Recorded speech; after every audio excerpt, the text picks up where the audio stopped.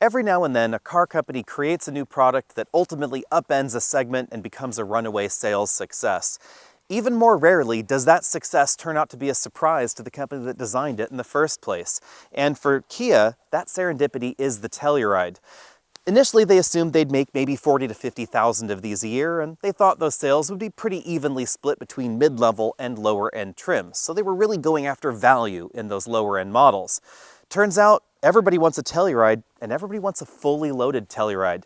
This model single-handedly took Kia from pretty average dealer markups to the highest dealer markups in North America for a solid few years. And even now, it's pretty hard to get your hands on a Telluride, because even though they've tripled production since this model went on sale, and it is now the third best-selling vehicle in its segment, they still can't build enough Tellurides. And yes, number 3, not only is Kia beating Honda to the sales race, this is actually better selling in the third quarter of 2023 than the Toyota Highlander.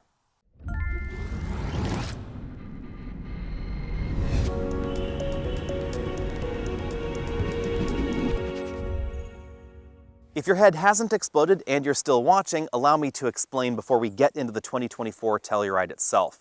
I fully expect Toyota to get back to number 3 in sales, but not with the Highlander. The Grand Highlander is probably going to be number 3, this is going to be number 4, and regular Highlander is probably going to fall down quite a bit on the sales charts. Because the Telluride and its sales success logically helped pump the accelerator pedal on the development of the Grand Highlander. When you take a look at who started buying Tellurides and who is still interested in a Telluride, largely it's people that are also shopping for Highlander and Pilot, and that is exactly why Toyota realized they needed to make a bigger SUV, and something boxier and more aggressively shaped, kind of like the Telluride. Now for 2024, Kia is not resting on their laurels because they don't want to lose any of these newfound sales. So they've made a few subtle tweaks to the exterior design, not a world of change.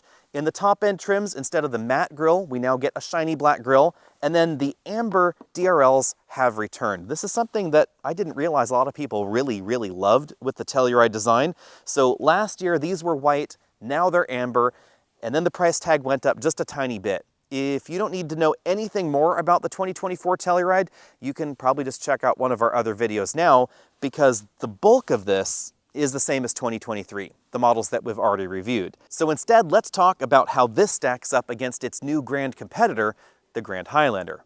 With an overall length of 196.9 inches, this is grander than a regular Highlander and a little bit less grand than the Grand Highlander, about 4.5 inches shorter than that bigger Toyota model. You'll notice most of the difference in the bumper overhangs front and rear, and the hood as well, which is a little bit longer in the Grand Highlander. And that's why, oddly enough, this is about the same size on the inside as that Grand Highlander. We actually have a little bit more third row headroom, we'll talk about that in a bit, very similar legroom, and essentially the same cargo capacity behind. From this angle, you'll really notice the minimal overhangs in the rear. That really helps improve practicality and makes it easier to park in tighter garages, but it does mean that minor fender benders might end up involving the hatch, which could be a bit more expensive to fix. From this angle, you can also see the boxy theme of the vehicle, which has continued after its refresh, and again, the shiny black bits around, which go with the X-Line package, and that does kind of surprise me. X-Line is ostensibly the off-road themed trim, but the shiny black plastic bits kind of go against that because they're going to get scratched up easily and show those scratches more easily than matte plastic, which we do find at the bottom of the bumper. We have 2 exhaust tips over here on the passenger side, nothing going on over there, and as you can see, full LED tail lights with the turn signals being red there. The backup lights, they're down here at the bottom of the bumper. Another big change since this model launched is the logo that has caused some confusion on the internet. Apparently, seeing all these new Kia vehicles with this logo has really caused Google searches of KN car to increase astronomically. This is KIA, not K backwards N, just in case you're wondering. When it comes to active safety and driver assistance systems, Kia has made almost everything standard, even on the base Telluride. Blind spot monitoring, rear cross traffic detection, driver attention monitoring, autonomous emergency braking, adaptive cruise control, lane centering, rear parking sensors, and rear ultrasonic passenger detection are all standard. Basically, what's optional is the front parking sensor setup that this model has, the next level of their highway driving assistance system, the 2.0 version, 1.5 is actually standard, That 2.0 system gives you even more aggressive lane centering, and it allows the active safety package to also offer evasive steering assistance. So if you have decided that you're going to steer away from an obstacle, it then senses the obstacle and then accelerates that steering movement to help make sure you avoid it. It also expands the autonomous emergency braking setup to include more instances inside intersections where the system might save your bacon. If you're still sad that the Highlander and Grand Highlander don't offer a V6 at any price, you might want to take a look at the Telluride. This uses a 3.8-liter V6 producing 291 horsepower and 262 pound-feet of torque. It's worth noting that thanks to the extra displacement, this produces more torque at lower RPMs than a decent number of the competition. The 8-speed automatic is very traditional, so if you don't like CVTs, you might want to check this one out. You have the choice of front-wheel drive or all-wheel drive, and when properly equipped, you can tow up to 5,000 pounds. There's just one problem: the fuel economy. 20 to 22 miles per gallon combined, depending on the version you're looking at. This one is rated for 20. If you're willing to live with a 4-cylinder engine, you'll get up to 35 miles per gallon combined in a Grand Highlander, even though it's a little bit bigger and boxier than this. That's because it's a hybrid. And that hybrid system is absolutely fantastic, to be honest. It's not going to be as peppy as this. It is going to be slower 0 to 60. It's not going to tow as much, but the fuel economy is absolutely fantastic. Front seat comfort is still excellent for the driver, even compared against some of the new competition. We have 4-way adjustable lumbar support and a power extending thigh cushion for the driver, 2-position memory over there, and a manual tilt telescopic steering column with a pretty large range of motion. But unlike some of the options, most notably the General Motors options or some of the Jeep options, you can't get a passenger seat with the same range of motion as the driver's seat, so no 4-way lumbar support. That's something I'm really surprised that Kia has not tried to address, given the fact that so many people are buying top-end trims and given the fact that so much of the competition is getting pretty darn expensive and offering those features. But roominess in here is fantastic. This model has the optional dual moonroof setup, so one up here, one in the back, and I still have several inches of headroom left. If you're a taller driver or a taller front passenger, you definitely want to take a look at the Telluride, because as we see in so many Kia models, the seat tracks are quite long, so the front seats move quite far rearward. Jumping into the back seat, again, we have tons of room. The reason I always talk about combined legroom, however, is because these seats, as with the front, slide forward and backward. And that is really the trick to look at when considering the Grand Highlander, because Toyota was giving us initially legroom numbers with the second row seats moved all the way forward, which isn't overly useful because you want to know how much room completely is there in the vehicle. However, the Grand Highlander does have about 1 inch more legroom combined than we find in the Telluride, so it is going to be roomier. Keep that in mind. We have essentially a flat floor here. There's just a very tiny hump in the middle, and you can get this as a 7 or an 8 passenger vehicle. The third row is always going to be 3 passenger. You have the choice of a bench seat or captain's chairs here in the second row. Getting into the third row is pretty easy as long as you don't have a child seat latch anchored into place. There's a tilt slide mechanism that's either powered or manual, depending on the trim you're looking at, then you can hop right into the rear. If you want to leave a child seat latch anchored into place, you do have a few options. You could look at a GMC or a Chevy or a Jeep or a Nissan, a few other options that will let you do that, or you could slide this seat all the way forward, right like that, and then squeeze into the back through the gap that is left between the seat and the door. That's basically what you have to do in a Pilot or a Grand Highlander, although this is actually way easier than in a Pilot. Pretty similar to what we see in the Grand Highlander for similar reasons. The door opening is pretty square, and the second row seats do slide pretty far forward.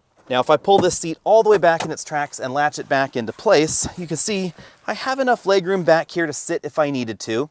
The seat bottom cushion is a little bit closer to the ground than in the Grand Highlander, so you get a little bit more leg support in that one, but actually we get more headroom in here than we get in that big Toyota.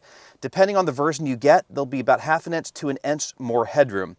If you get the option without the dual pane moonroof, remember the sunshade and the moonroof has to go somewhere, and that somewhere is right here, then you will lose a little bit of headroom. So 37.8 inches versus 38.1. That is definitely better than you find in the Grand Highlander, and you'll really notice it.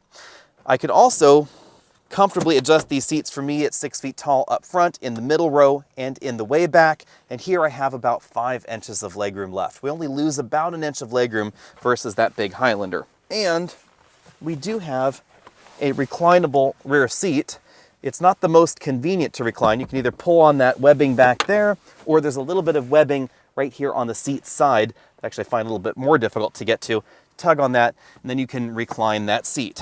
If it's in its most reclined mode, my head's actually just about brushing the ceiling because of the way this ceiling is shaped. I do appreciate the fact that we have ceiling mounted air vents back here for the third row. That's kind of a nice touch. Also, USB-C charge points on either side, big cup holders back here as well. But let's be honest, most people are going to keep these seats folded most of the time. Behind the power hatch, we find one of the largest cargo areas in this segment at 21 cubic feet. It is slightly larger than the Palisade in top trims because the third row is not powered in any trim. And that's actually my preference because I find it a little bit faster just to pull on that and flip and fold it and pull it forward myself. If you're a little bit shorter than I am, you might want the power seat option in the Palisade, however. Now, keep in mind, this cargo area is among the largest, and it is a teeny bit bigger than Grand Highlander's, but it's still not quite big enough for you to really put 6 people's luggage back here, even though you could squeak 6 people inside the Telluride. That's a common failing in 3-row SUVs. Outside of a Suburban or, of course, a minivan, you're basically looking at 21 cubic feet being among the largest cargo areas. Now, the Traverse and the Acadia, they do appear to be a little bit bigger for 2024, but we're still waiting on some final details for those cargo area figures. If you want the biggest cargo area and some of the biggest interior accommodations, you might want to wait till the GMC and the Chevy models come out. And that would be the new 2024 models, not the ones that are currently on sale. Here's a better look at that big dual pane moonroof. You can see that the front moonroof is closed. This rear one is not only wider, it is considerably longer than the front moonroof. Going all the way back here to the rear, you can see that the center seatbelt position does come out of the ceiling rather than out of the seat back itself. In addition to the ceiling mounted air vents, rear passengers also get nice big windows back there to look out of. From this angle, you can see the docking points for the roller style cargo cover that's optional, USB-C charge point, and then of course we have the cup holders. And lots of hard plastic as you'd expect, because this is doubling as a cargo area after all. Moving up to the front, we find the controls for the power shade on the back moonroof. We have a manual shade on the front moonroof, but this one does open. The pane in the back is just a sheet of glass. From the front seat perspective, you can see just how big that sheet of glass is there over the second row and third row. The front moonroof, it's a pretty standard sized moonroof. You can see right there just over the driver and front passengers' heads. The controls for the rear electric shade and the power opening function for the front moonroof are right here just next to the Kia telematics controls. The driver and front passenger get height adjustable shoulder belts, two-way adjustable headrests, and you can see we have the X-Line logo embossed on that seat back. You can see that the front and second row seats have a very similar design, but the bolstering is a little bit more aggressive up front, just as you'd expect. But not so aggressive that larger drivers or larger front passengers would have any problem actually fitting in these seats and getting comfortable. In this particular Telluride, the first and second row seats offer heating and ventilation. If we move over to the front doors, as you'd expect in a mainstream vehicle, there are a reasonable number of hard-touch plastics, like the plastics around that speaker grille and those window switches and the lower portion of the door. But we do have some soft touch materials upper and around that armrest where your arm is going to be resting there. The wood trim, that is not real. It's a reasonable impersonation, but the trim on the doors and on the dashboard is fake tree. I have to say that I think Kia has done a pretty good job of this, but it looks best in the lighter interior colors. If you're taking a look at the charcoal interior, which is what we're looking at today, some of the detail just gets lost in this sea of black on black on black. In the middle of everything, we have a big, just over 12-inch touchscreen LCD infotainment system. This is standard in every Telluride model, but if you get the base model, you're not going to get the second big LCD over here on this side. We'll take a look at that in a bit. In the middle of everything, we have lots of air vents. I do like the fact that we have 3 air vents here in the middle, because sometimes the driver and passenger, maybe they are fighting over a little bit of extra air, and that can cause arguments. I like the fact that we have an extra vent there. Engine start, stop button there. Lots of physical controls, and thankfully Kia did not opt to use the same sort of touchscreen thing here that we find in some of their other models. Lots of direct buttons. We also have direct buttons for the seat heating and ventilation. Kia definitely borrowed a page out of Land Rover's book with these sort of grab handle styled sections right here in the center console. We have a pretty traditional console shifter. Manual mode is on the console shifter only, no paddles on the back of the wheel, which I think is a little bit weird. We have 2 big cup holders over there, and as you can see, lots of shiny black plastic, for instance, around that little storage area, etc. I really wish they had used some other material there. This is probably going to scratch more easily than something like the imitation wood in this vehicle, although it doesn't seem to scratch as easily as the black plastic we recently saw in the Grand Cherokee L. Here we have the controls for the all-wheel drive system, including a lock mode to lock that center coupling, auto brake hold, auto start stop, 360-degree camera button, and a pretty big center console armrest that reveals a decently sized storage cubby inside there. There's also another USB power point in there. Now, because this is the top end trim, over here we have a heads-up display. It is a full color heads-up display, and we have the full color LCD instrument cluster right here in the middle of everything. If you get the base trim, then you'll get an approximately 4-inch LCD right there in the middle, and that one just doesn't look as cool as this twin LCD setup in the dashboard. The steering wheel hasn't changed much. It's still sort of a medium-rimmed steering wheel, not thick, not particularly thin. Sport grips up top, controls for the infotainment system over here on this side, and the adaptive cruise control over there on that side. One thing I wish they would add would be shift paddles to the back. Not that they are overtly sporty, but it's just easier to keep the transmission in the gear you want it to be in, especially if you're exercising that 5,000 pounds of towing capability. In the middle of everything, we do have a slightly revised airbag cover. You can see it has the Kia logo there in the middle, and what looks like stitching, but this is actually just a hard injection molded plastic with that faux stitching injection molded into it. Thanks to a decent amount of low-end torque from this 3.8-liter V6, 0 to 60 happened in 7.2 seconds. I'd also say that the 8-speed automatic transmission does the most of trying to keep the engine in its peak torque and power band when accelerating. It has pretty decent shifts and feels very similar to the 8-speed automatic transmission that we find in a decent number of Toyotas. It's also a lot more sorted than the 9-speed automatic that we find in the Nissan Pathfinder. That one's of course from ZF of Germany, and design-wise it's very similar to what we've seen in a number of Stellantis products and Chrysler products for a while. It hasn't been the smoothest automatic transmission. Although I really love the hybrid system in the Highlander and the Grand Highlander, keep in mind those are going to be among the slowest options in the segment, but the trade-off for that is fantastic fuel economy. In our 60 to 0 stopping test, I measured 125 feet in this model from 60 miles an hour, and fade control on the brakes was pretty decent. It didn't start to fade until after the 5th or 6th panic stop run, so most folks shouldn't have any problem with that at all. Handling ability on the Telluride is excellent. I think that Kia has managed to thread the needle pretty perfectly in the balance between ride and handling. Out on your favorite winding mountain road like this, you can certainly drive the Telluride harder than you think it should be driven. It's not quite as engaging as an Acura MDX in all-wheel drive form, but I would actually say it's pretty comparable to the MDX as far as front-wheel drive options go. So if you're really shopping between these premium options, mainstream options, etc., keep in mind you aren't really getting that much more in the MDX unless you choose the super handling all-wheel drive option. This does have a pretty aggressive all-wheel drive system as far as sending power to the rear, and that lock mode is pretty aggressive as well, but it doesn't have a mechanical torque vectoring rear axle like we find in that model, or like we're going to find in certain versions of the upcoming Traverse and Acadia. Out on a rougher road like the one that we're on here, I'd say that the Telluride suspension comes across as pretty class average. I'd give the ride quality a B+ as far as this segment goes. You're going to find a softer ride tune in the really expensive versions of the Jeep Grand Cherokee with the adaptive air suspension. Likely, you're also going to find a slightly more compliant ride in the upcoming off-road versions of the Chevy and the GMC. The Acadia is getting an AT4 trim, first time it's really had more of an off-road focus in this generation. That's going to give it a limited slip rear axle, more off-road oriented tires, etc. So certainly expect that to be a little bit more compliant out on roads like this. But the average for a 3-row family vehicle is actually to be pretty comfortable regardless of the terrain. So that's why I would say this is pretty similar to most of the competition. Something like the Subaru Ascent definitely tends to have a little bit more float. Something like the Kia Sportage or the Kia Sorento, which you might want to consider on the smaller end of an option like this, they're definitely going to feel a little bit tighter, a little bit sportier. As you'd expect out of a family road trip vehicle, you'd have no problem spending hours and hours behind this wheel, whether it's freeway expansion joints or a slightly rougher country road that you're traveling on. For those of you that are obsessed about how scores on a particular vehicle may change over time, I would remind you that since I last drove the Telluride, I've driven some of the other newer options in this segment, and I do think that the Grand Highlander has a slightly softer ride, and depending on exactly how you price your Telluride, you might even cross-shop this against something like an absolute base Lexus TX, which is going to be a little on the softer side as well. More shoppers are likely to notice the fact that this suspension does not get upset over broken pavement. So if the corner is a little bit rougher or there's some expansion joints, this has no problem with composure.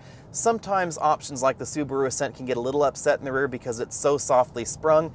This doesn't have that particular problem. You can just chuck it around the corners with ease. It all feels very composed, very, very solid. And the cabin is always pretty quiet.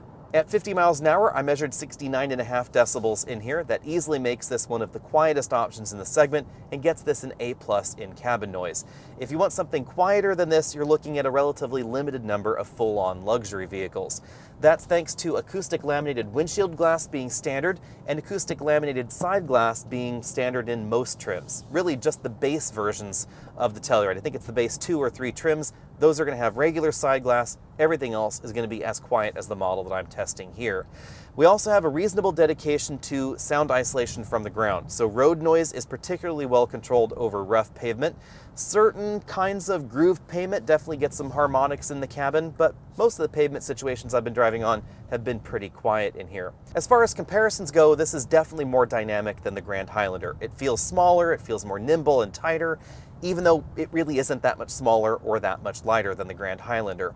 And if you're considering the hybrid max system in the Grand Highlander, remember that fuel economy is going to be its big win over this. It's not more dynamic. Yes, it could be a little bit quicker here and there depending on the terrain you're on and whether you're starting from 0 or 10 or 15 miles an hour, but it's not going to feel as engaging as this. It just doesn't have the ability to send much power to the rear. It's not going to sound like a V6, etc. That 6-speed automatic is not as smooth as this 8-speed automatic transmission.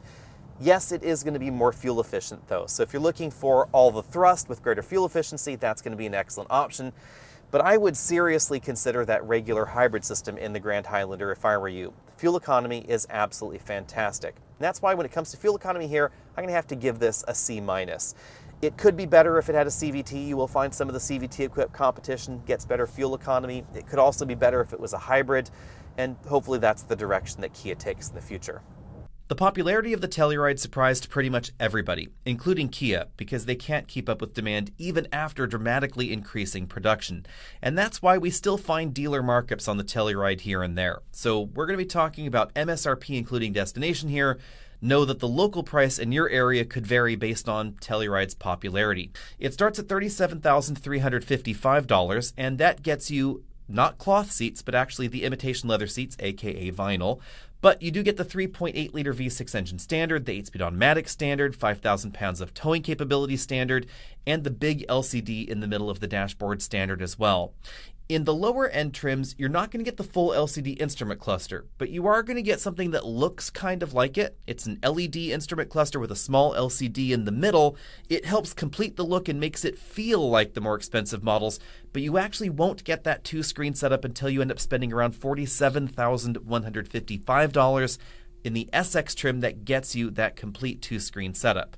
If you want real leather, that's a bit less expensive at $42,995. That'd be in the EX trim. That's the first one you get real leather in. And if you want all-wheel drive, you can add it to any trim for $2,000, except for the top-end models where all-wheel drive becomes standard. If you get carried away with options, you'll end up just under $56,000, and you're going to be taking a look at the top-end versions of the SX trim. Because of the Telluride's popularity, we now have more ways to configure it and more off-roady oriented trims, but one thing that hasn't changed too much is the color palette. If you really want exciting and vibrant colors, you aren't going to find them in the Telluride. You're going to need to look elsewhere. It's mainly jewel tones, really focusing on grays and colors in that range. And of course, we get black wheels on the top end trim, which I've always found a little bit odd. I would rather have, silver or just alloy wheels in the top trim, but that's not the direction that Kia has gone in. With that out of the way, let's talk about the competition. First up, we have the Chevy Traverse. I am talking price-wise about the current Traverse, but really competitive-wise about the upcoming new Traverse that we will see on sale in 2024. I'm actually going to be driving that in about a month, so be sure and stay tuned for that. Currently, the Traverse starts at around $35,900 or so and gets up to about $60,000. I would expect that price range to actually jump up a bit because the Traverse is going to offer more power in 2024, over 320 horsepower standard, turbocharged engine standard. So if you're not the fan or not a big fan of turbocharged 4-cylinder engines, you might want to look elsewhere. But it is going to give you more power than we find in the Telluride. It's also going to be pretty darn big. It's also focusing on huge screens. We're going to get a 17.7-inch infotainment system standard and an 11-inch instrument cluster standard as well. That's part of why I think the price tag is going to ratchet up a little bit. You'll be able to get it in either 7 or 8 seats, and the Traverse is going to be very family friendly because this is one of the few options where you can leave a child seat latch anchored into place in the second row and still tilt and slide the seat forward for easy access to the third row. I tried that at the launch event that they had for it, and it is significantly easier to get a real human, a real adult back there into the third row versus a Grand Highlander or a Pilot or Telluride, Palisade, etc. A lot of vehicles in this segment just don't offer that feature. Next up, we have the Toyota Grand Highlander. Obviously, it's the biggest competitor in this segment because it's probably going to be one of the best sellers here very soon. It is also, without question, the most fuel efficient if you get the hybrid trim, and that is definitely the Grand Highlander that I would buy.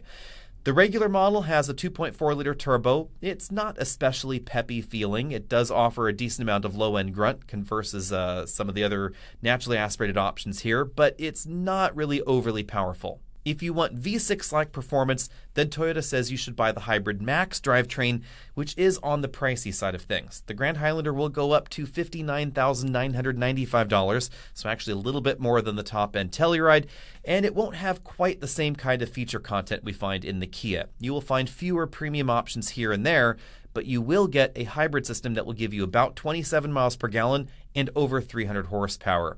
Toyota said that with the Hybrid Max system, what they were trying to do is give you V6-like performance with better fuel economy. If you want better fuel economy, period, then you want the hybrid system. That's going to get you 0 to 60 actually pretty close to what most of the competition will do base or optional, but with about 35 miles per gallon. And again, that's the way I would go with the Grand Highlander. It's going to give you more legroom and more headroom than we find in the Telluride. Pretty similar cargo capacity in the back. The design, it's been a little bit controversial, and not everybody is a fan of the way a 4-cylinder hybrid feels, but it's probably going to be the most reliable entry in this segment. You may just have to pay a little extra for it. Obviously, we need to talk about the Honda Pilot now because that is a very popular choice for families as well. It's going to start a little bit more expensive at $38,465 and go up to a pretty similar stopping point, about $55,500 with all of the options on it. One of the most unique things about the Pilot is that it is an 8-seat vehicle in all trims. It is the only one really in this segment where you can get a fully loaded model and still get 8 seats if you want to. If you don't need 8 seats, you can take out the middle seat in the second row, store it somewhere, or you can actually put it in a slot in the cargo area and carry it around with you if you'd rather. But if you are looking at it as more of a family vehicle, then you should know that if you do have those kids in forward-facing child seats, it is one of the hardest to get into the third row if you are using those booster seats across the second row or those forward-facing convertible seats, especially if you want to retain that 3-person functionality in the second row. It also has a regular naturally aspirated V6 engine, which I know a lot of Toyota shoppers have been sad that the Highlander no longer has, and it has Acura's excellent super handling all-wheel drive system. Of course, Honda calls it IVTM. It's basically super handling all-wheel drive. And that certainly makes the Pilot one of the more adventurous options in this segment if you get the Trail Sport trim, because we have that torque vectoring and limited slip functionality in the back, and it's going to make it one of the more dynamic options as far as on-road handling as well. If you're looking for a roomy through-row vehicle with a little bit of Germanic flair, you want to take a look at the Volkswagen Atlas. It's going to start just over $39,000 and end just under $55,000. It is definitely big and boxy and roomy on the inside, but oddly enough, it's not as, seat prolific, I might say, as some of the others. There's no 8-seat version of the Atlas for some reason. It's only 7-seat or 6-seat. And for a vehicle the size of the Atlas, I've always found that a bit of an odd choice. Also a bit of an odd choice, at least for North America, is its engine lineup that is solidly Germanic as well. It has a 2-liter 4-cylinder turbo standard, and there's no optional V6 at this point. But on the other hand, the Atlas has a pretty practical second row. It's really roomy. We have 3 seats there in most versions, 2 seats in the way back, and a pretty big cargo area. The last competitor we need to talk about is simultaneously the easiest and the trickiest to talk about because it's the very closely related Hyundai Palisade. It starts at about the same price, will end basically at the same price, and it's basically the same SUV wearing different clothes. We get basically the same engine, same transmission, very, very similar interior dimensions. But you'll notice when you take a look at the interior of the Palisade, a very different feel and experience. The Palisade is looking a little bit more Genesis, a little bit more luxury on the inside, especially in the lighter colors. There's some different color profiles, some different color palettes available. Oddly enough, even though these two vehicles are closely related, they're not built in the same factory or even the same country. The Kia Telluride is built in West Point, Georgia, if that makes a difference to you, whereas the Palisade is built in South Korea. But basically, they're the same vehicle with different styling, different options, but a lot is shared. Interesting twist, because the Kia has been more popular, it seems like it's harder to find a deal on a Telluride. It's a bit easier to find something off MSRP on the Palisade. Now, as far as what my pick would be in this segment if my own money were on the line, I have to admit it would probably be the new hybrid Toyota Grand Highlander. I like the look of the Telluride better. I like the interior a bit better. I think it's a bit more comfortable, a bit more stylish, a bit more my taste, I guess you'd say. But the reliability and the fuel efficiency in the Grand Highlander is just something that's absolutely hard to beat. You will, honest to goodness, get more than 50% better fuel economy in that Grand Highlander. If you treat it gently, over 35 miles per gallon, absolutely no problem. Whereas pretty much everything else in this segment in daily driving, combined driving cycles, it's really going to be around 19 to 20 miles per gallon for most people. The Grand Highlander, though, it is absolutely fantastic as long as you can live with that 4-cylinder engine. It's not going to be the, most entertaining sounding. You're going to hear a lot of it as it's hill climbing, but you will be rewarded with fantastic fuel economy. Let me know what you think about that down there, and what would your pick be in this segment if your own cash were on the line. In the meantime, find me at Facebook. You can find me on Twitter, Instagram, all those other social places, and I will see all of you next week.